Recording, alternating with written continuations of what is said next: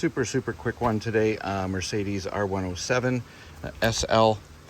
Just a headrest, something to hold the seat belt so it doesn't fall down, flop, get stuck between when you put your seat back and it gets smashed back in here and flops around and everything. Anyway, very simple. But first you have to remove your headrest. Pull your headrest all the way up, and down here on the back rest you'll see a little lump on the left side. It's a button, you push it and it will release this little prong on the bottom. And what I've used here is a it's just a wreath hanger. Go to your favorite wreath hanger store, anybody that sells Christmas stuff. That I'll show you what it looked like before I cut it. I got a pack of 2 for like $5. There's the second one right here. So this part goes over your door, and this is the part that holds the wreath. And of course I don't have a tripod with me right now, but I'm just going to slip it over the two.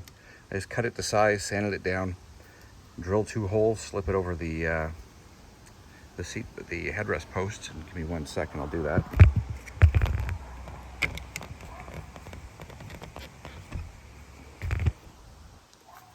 Okay, slipped over the headrest post, and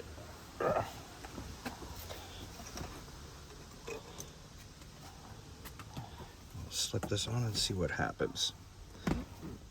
Yeah. Hold on 1 second again. Sorry about that. Again, one-handed.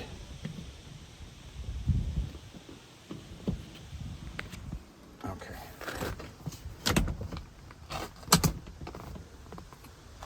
And that should hold the seat belts. Once you get it locked up in there, it'll keep it from flopping around on you. And of course, the nice thing is you can buy wreath hangers in a million different materials, a million different colors. So yeah, hopefully that'll work out for you. It's a little tight there.